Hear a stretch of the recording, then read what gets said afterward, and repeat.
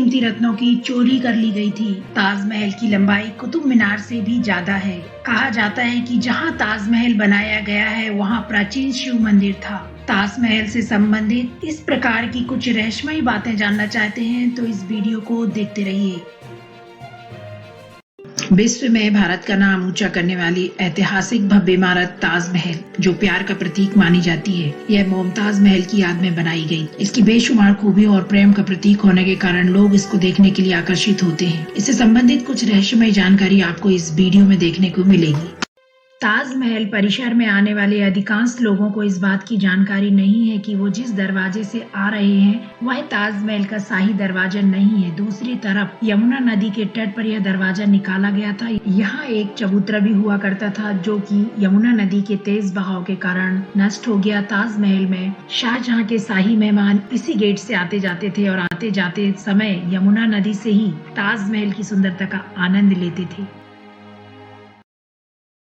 एक भारतीय लेखक पी.एन. ओक ने एक बुक लिखी, ताजमहल द ट्रू स्टोरी। उन्होंने कई तर्कों के आधार पर बात को रखा और दावा किया कि ताजमहल मकबरा बनने से पहले शिव मंदिर था और इसका नाम तेजो महालिया था। इसके साथ ही 2000 में उन्होंने इस बात की पुष्टि करने के लिए सुप्रीम कोर्ट में एक अर्जी भी दे दी, परंतु कोर्ट ने उनकी अर्जी को खारिज कर दिया। उनका कहना था, यदि तलघरों की जानकारी ली जाए तो इस बात का स्पष्टीकरण हो जाएगा कि यहाँ प्राचीन शिव मंदिर था।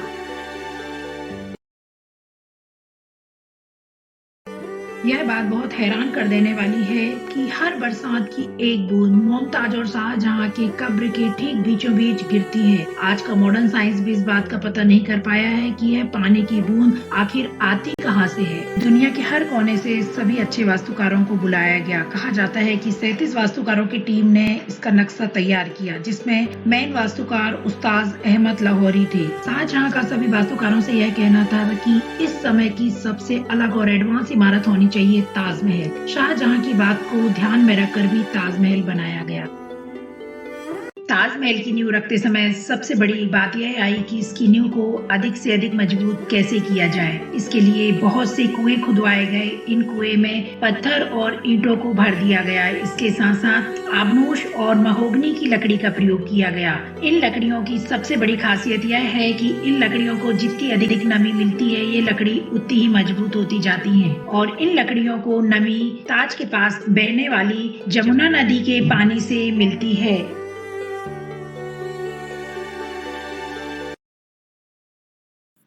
28 प्रकार के बेशकीमती रत्नों को विदेशों से मंगवाया गया था, जिससे कि ताजमहल की सुंदरता को बढ़ाया जा सके। इसमें सफेद संगमरमर राजस्थान के मकराना से लाया गया था, जाडा क्रिस्टल जापान से, लैप्सी लेजली अफगानिस्तान से मंगवाया गया था, टर्कोइज तिब्बत से, जैस्पर पंजाब से, सफायर श्रीलंका से और कार्नेलियन अरब से मंगवाया गया था। कहा जाता है कि उस समय इन रत्नों को विदेश से आगरा लाने के लिए 15,000 से अधिक हाथियों का इस्तेमाल किया गया था। इस प्रकार विदेश से इन रत्नों को मंगवाकर सफेद संगमरमर में जड़वा दिया गया, जिससे कि ताजमहल की सुंदरता को और अधिक बढ़ाया जा सके। ताजमहल की यह बात और हैरान कर देने वाली है कि ताजमहल की ऊंचाई कुतुब मीनार से ज्यादा है। ताजमहल 73 मीटर ऊंचा है, जबकि कुतुब मीनार 72.5 मीटर। रोज ताजमहल में पहुंचने वाले सैलानियों की संख्या लगभग 12,000 है, जो अन्य ऐतिहासिक इमारत में पहुंचने वाले सैलानियों की संख्या से कहीं अधिक है।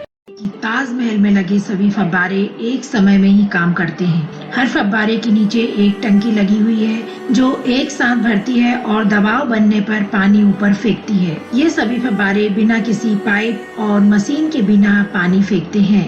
ताजमहल सुबह गुलाबी दिखाई देता है, शाम को दूधिया सफेद और चांदनी रात में सुनहरा दिखाई देता है। इस प्रकार सुबह, शाम और रात में ताजमहल का रंग बदलता रहता है।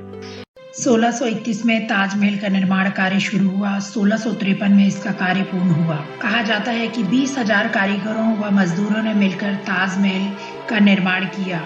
वास्तुकला का उत्कृष्ट नमूना है ताजमहल। इसकी वास्तुशैली फारसी, तुर्क, भारतीय और इस्लामी वास्तुकला के घटकों का अनोखा मिश्रण है। मकबरे पर सर्वोच्च शोभायमान संगमरमर का गुम्बद इसका सर्वाधिक शानदार भाग है। इसके चारों तरफ 4 मीनारें बनाई गई हैं। यह मीनारें मस्जिद में अजान देने हेतु बनाई जाने वाली मीनारों के समान ही बनाई गई हैं। इन मीनारों में एक खास बात और यह है कि यह चारों बाहर की ओर हल्की सी झुकी हुई हैं, जिससे कोई भी गिरने की स्थिति आती है या प्राकृतिक आपदा आती है तो यह बाहर की ओर ही गिरे, मुख्य इमारत में इससे कोई भी क्षति न पहुंचे। ताजमहल के निर्माण के लिए हर एक चीज हीरे की तरह तराश कर उपयोग में लाई गई थी। चाहे बेशकीमती पत्थर हो या बेशकीमती रत्न, सब विदेशों से मंगवाए गए थे। इटली के कारीगरों ने इस पर नक्काशी की है और ईरान के कारीगरों ने संगमरमर में कैलीग्राफी की है। हर निपुण कारीगर को इसके निर्माण के लिए बुलवाया गया था। ताजमहल, जिसे खूबसूरती का नायाब हीरा कहा जाता है, गुम्बद नुमा इस इमारत को जब आप सिर उठाकर ऊपर देखते हैं तो इसकी नक्काशीदार छतें और दीवारें किसी आश्चर्य से कम नहीं लगती। यमुना नदी के किनारे सफेद पत्थरों से निर्मित अलौकिक सुंदरता की तस्वीर ताजमहल न केवल भारत में बल्कि विश्व में अपनी पहचान बना चुका है। प्यार की इस निशानी को देखने के लिए दूर देशों से हजारों सैलानी यहाँ आते हैं। दुधिया चांदनी में नहा रहे ताजमहल की खूबसूरती को निहारने के बाद आप कितनी भी उपमाएं दें, वह सारी फीकी पड़ जाती है। बेशुमार खूबियों और प्रेम का प्रतीक होने की वजह से यह आकर्षण का केंद्र बना हुआ है। कहा जाता है कि जब ताजमहल की नींव रखी जा रही थी तो कुछ भूत और जिन इसकी नींव नहीं रखने देते थे, बार बार इसकी नींव को ध्वस्त कर देते थे। शाहजहां ने इसके लिए प्रसिद्ध इमामों की राय ली। इमामों ने अरब के बुखारा के पीर अहमद बुखारी को बुलाने का सुझाव दिया। पीरों के सुझाव से अहमद बुखारी अपने 4 भाइयों और सैकड़ों सहयोगियों के साथ आगरा आ गए और उन्होंने ताजमहल बनने के स्थान पर कुरान की कुछ कलमें पढ़ी और शाहजहां के हाथों से ताजमहल की नींव रखवाई। कहा जाता है कि इन पीर बंधुओं की मज़ारें भी ताजमहल के चारों तरफ ही बनाई गई हैं। 1857 की क्रांति के समय अंग्रेजों ने लूट मचा दी। ताजमहल के बेशकीमती रत्नों को दीवारों से खोदकर चुरा लिया। इसके साथ ही मुख्य गुम्बद का कलश जो सोने का हुआ करता था, उस सोने के कलश को भी चुरा लिया गया। बाद में 19वीं सदी की शुरुआत में सोने की जगह कांसे का कलश लगा दिया गया है।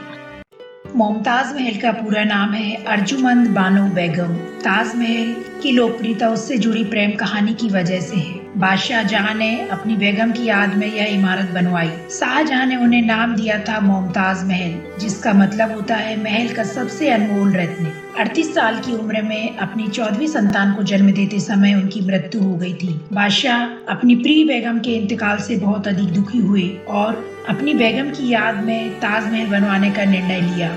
1653 में जब इसका निर्माण हुआ तो करोड़ों में इसकी कीमत आकी गई, लेकिन इसकी सही कीमत निकालना बहुत ही मुश्किल था। लेकिन पत्थर, ढुलाई का चार्ज और बहुत सी चीजों को ध्यान में रखकर उस समय के पुरातत्व विभाग के अनुसार 3 करोड़ 80 लाख रुपए इसकी कीमत बोली गई, जो आज के समय के हिसाब से 57 अरब 60 करोड़ रुपए है। कहा जाता है कि शाहजहां ने ताजमहल बनाने वाले कारीगरों के हाथ काट दिए थे, लेकिन यह केवल एक अफवाह है। इसका कोई प्रमाण नहीं मिलता। इतिहासकारों का मानना है कि शाहजहां ने मजदूरों को जीवन भर की पगार देकर एक करारनामा लिखवा लिया था कि वो इसके बाद ऐसी कोई दूसरी इमारत नहीं बनाएंगे। यह भी कहा जाता है कि ताजमहल के दूसरी तरफ शाहजहां एक काला ताजमहल अपने लिए बनवाना चाहते थे, लेकिन उस समय उनके बेटे औरंगजेब ने उन्हें कैदी बना लिया। कैदी बनकर उनकी यह इच्छा थी कि उन्हें ऐसी जगह रखा जाए जहां से हर समय उन्हें ताजमहल दिखाई दे, और उनकी इच्छा के अनुसार उन्हें ऐसी जगह में ही रखा गया। बाद में उनके इंतकाल के बाद मुमताज महल की समाधि के पास ही उनकी समाधि बना दी गई।